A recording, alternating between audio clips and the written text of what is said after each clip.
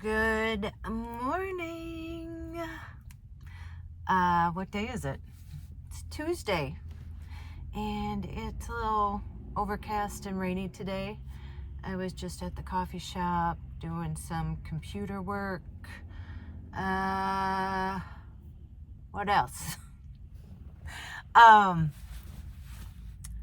was I going to talk about? Well, I am going to talk about the things that I've gained in van life.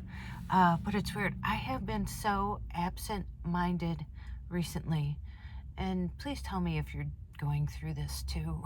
Maybe it's a full moon. Maybe it's the pull of the center of the core of the earth. I don't know. Oh, whatever. I'm on estrogen and progesterone.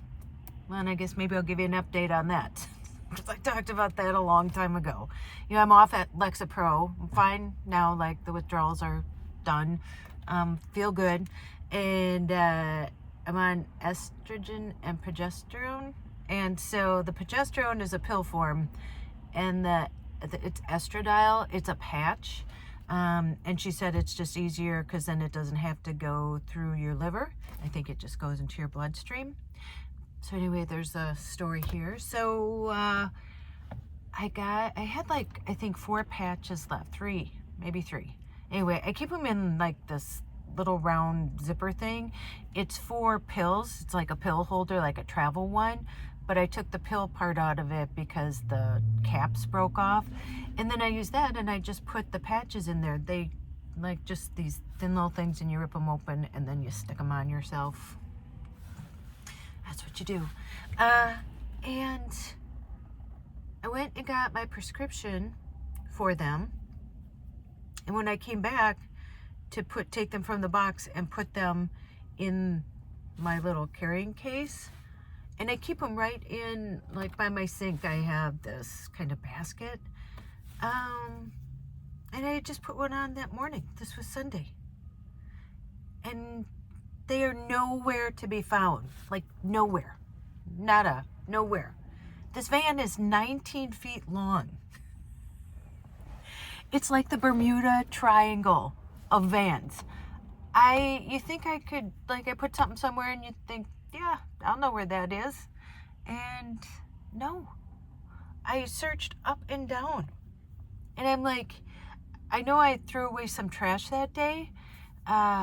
But there is no way I would have thrown that away. I mean, there is just no way. I mean, I'm absent-minded, and a little overstressed, but not that overstressed that I would throw that away. But I cannot think of any other way. I've turned this place upside down. And then, oh no, that's not it. So on top of that, I wear retainers. You should see me when I go to bed. Oh my gosh, got my retainers in. I feel like, was it Marcia?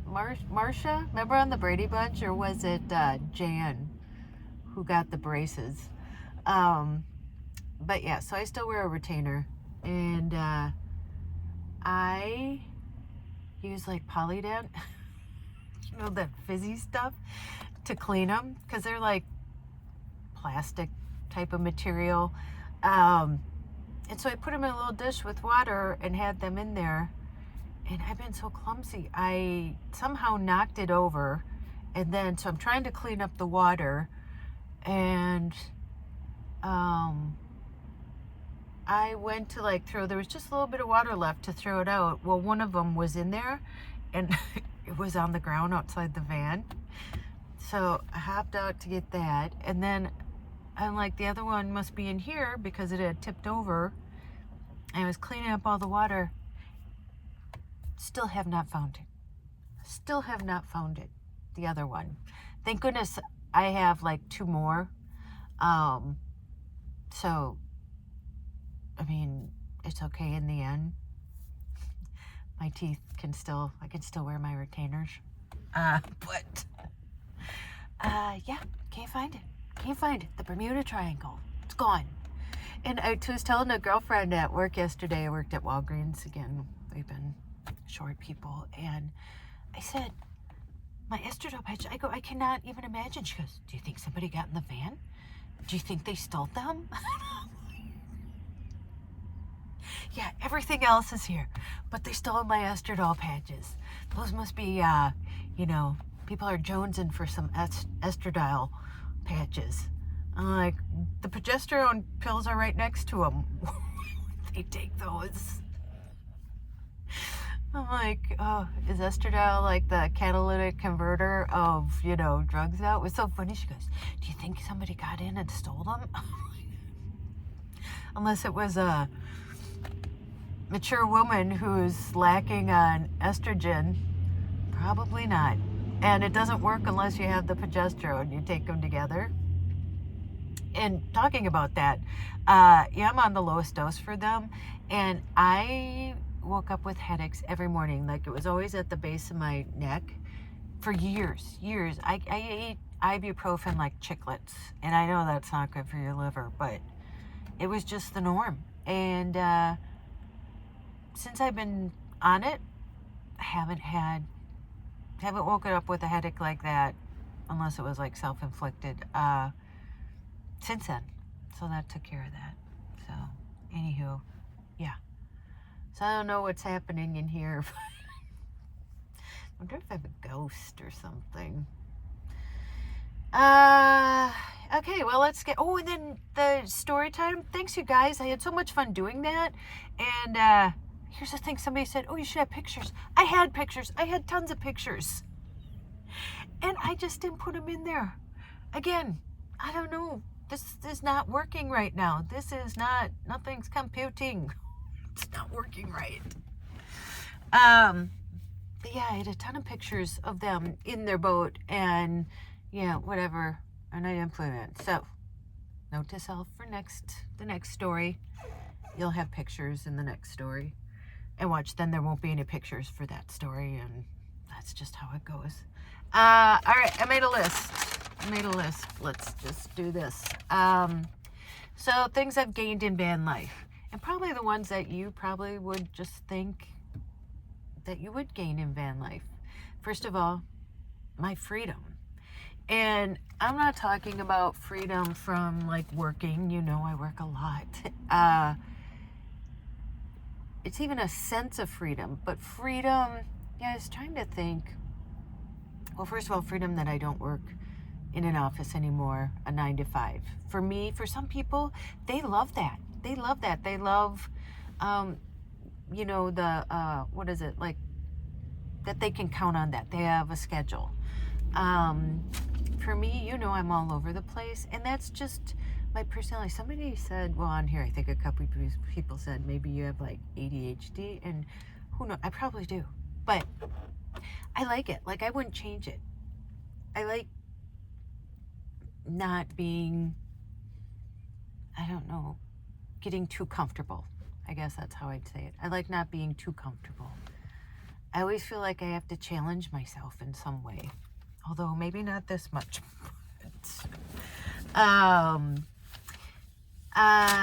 Yeah, and so this freedom of, and first of all, freedom of letting go all the stuff that I did when I moved. First it was scary, but then the more that I got rid of stuff, the more it was just like, you know, I could breathe. And again, I know a lot of people that would just be like the worst thing ever. Again, some people like,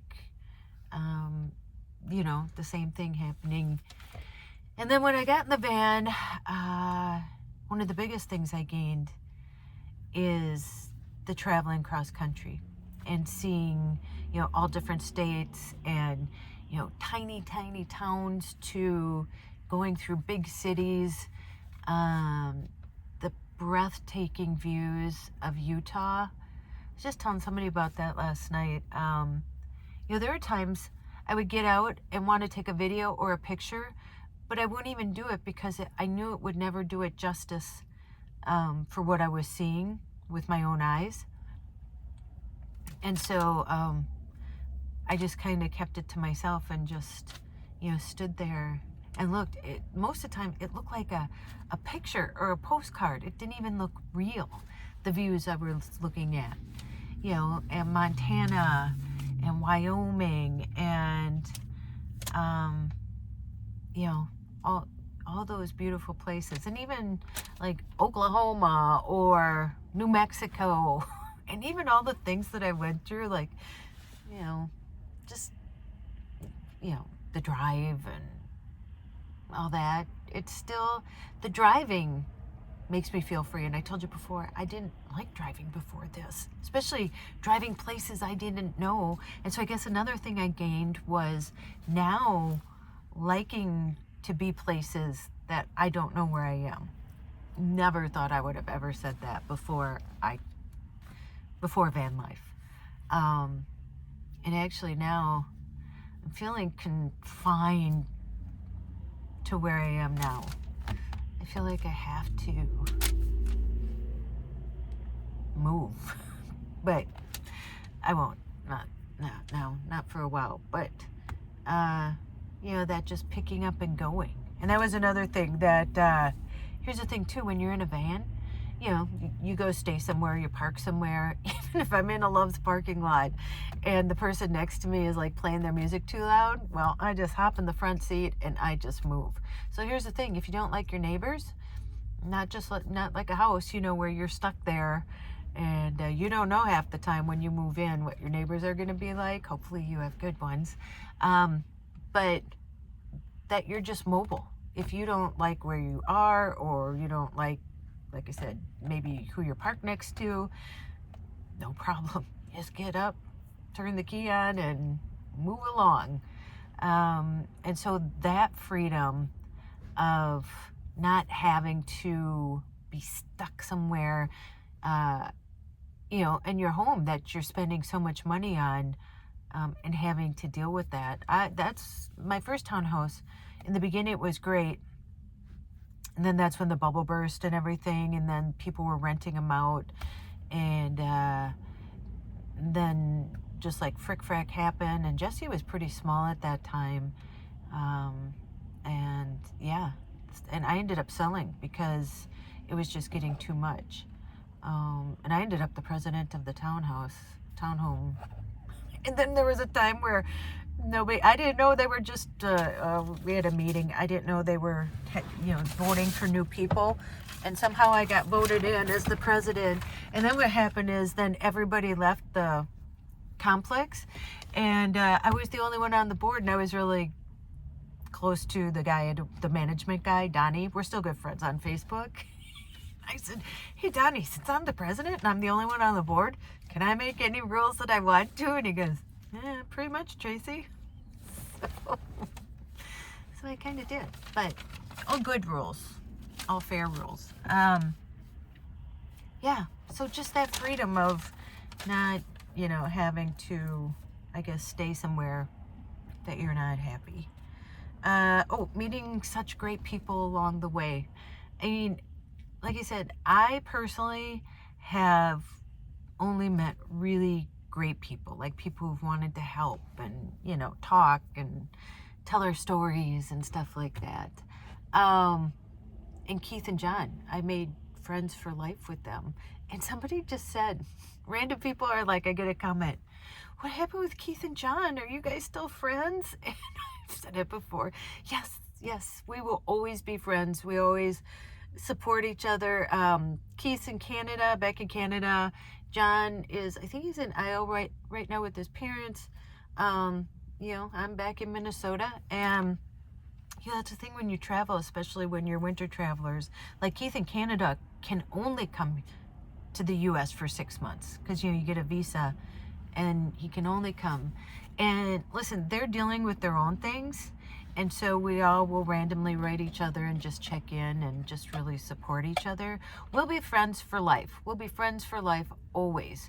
But at the time, before I left, I don't know if you remember, I found out I had a photo assisting job. And the photographer I work with reached out to me and he's like, hey, you know, when are you going to be back? I have, you know, a job next week. And I was going to leave like that next week anyway. So I thought, might as well leave a week early and then make some money. And so literally I had like no time. That's when I got the hole in the tire on that e-bike. and I was trying to finish that, and it was just like a whirlwind.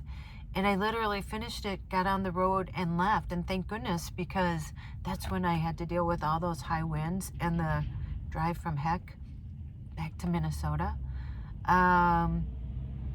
So yeah, so it wasn't anything, you know, nefarious or whatever. It was just like timing and everything going on. And listen, talk about leaving. Being where we were, it was not a good place to be. Actually, kind of made me depressed this past year, being in that place. But you know, we talked about leaving there, and then it's kind of like, oh, we're here, you know, and John was gone a lot. I think he was at his parents', he went for like a month or something like that. And yeah, it was just a weird setup. But you know, Keith and I went to Cozumel and went scuba diving, and a lot of good things did happen. We had a lot of fun. You know, it's like always when you're past it and you look back, you're like, you know, it was okay. But yeah, no, not a place I would ever go back to again. Neither would they. Neither would a lot of people there. Because it had change management, and it was just like really weird, and all these rules. And again, that's where you want your freedom. You know, you're paying to stay in a place, and then all of a sudden they have all these rules. And I mean, which I understand rules, but they were ridiculous. But yeah, so you're gonna make friends. You're gonna make friends. Lifelong friends. They'll be my friends forever, and we'll always like support each other. Like, I'm their biggest fan. I want everything to work out best. Well, I want them to work out best for you guys too.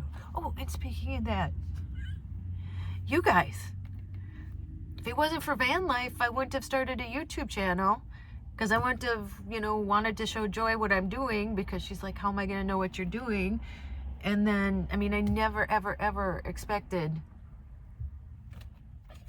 this, you know, to have such great, and I consider you guys friends, you know, even though you know my life, I don't really know yours, but yeah, I mean, you know, social media, we all know it's like a give and take kind of thing, a good, bad kind of thing. I mean, there's some days where, you know, I just want to go leave the country and not be on social media ever. Actually, I just deleted my Facebook and my Instagram on my phone. I just need to like not have all that distraction, like that kind of way. But yeah, but so social media, I mean, got me you guys, and you guys have lifted me up and lifted Joy up and have been really big supporters. So I'm really grateful for that. So that's what van life has done for me. And I put down, like, I just started writing things down again in no particular order. Minimalist living, you know, it's not for everybody. People like would cringe thinking that they would have to live in here. I know some of you have said it. And, you know, it's not for everybody, totally not for everybody, but for me, it suits me. And like I said, even if I wasn't here, it would be like I'd want to get a tiny house. Like, I just can't even listen, I lived in like a huge house at one point, and I know people that have huge houses or have had them, and you know, you don't even go in some rooms sometimes. Like, who goes in the dining room? You know, who uses the good china? Who does that? And then it's just all stuff. And I literally just basically sleep in here because I am never really in the van. I'm either at a coffee shop, or you know, I'm working all the time, or I'm at the gym. So never really in here. And then when I do, it's like a little cocoon. I feel like it just like hugs me. But you know, again, what I lost out on, yeah, I said that was the thing too. Like, I can't just like drop everything, come home, and you know, flop on the bed or the couch and take care of things later. There's just no room in here. I can't just take a hot shower. I gotta go to the gym, or you know, whatever. So, you know, those are downsides. But I think in the end, I've gained more than I've lost. That's what I feel. I've gained this sense of confidence that no matter what, like I have this perspective now. You know, my car, its check engine light came on. It's a misfiring cylinder. Hopefully that's not too much. I got to bring it in tomorrow.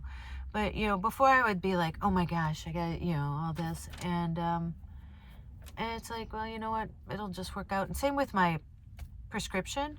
Because I'm like, oh, well, when I'm done with these, now that I lost those like 3 patches, am I going to have enough to tide me over? And I'm like, well, you know what? I'll deal with that at the time. I mean, it'll get figured out. My doctor will know it's not like, you know, not like medication that, you know, people want to take more of. It's not like I want to slap on 6 patches and that's going to do anything for me.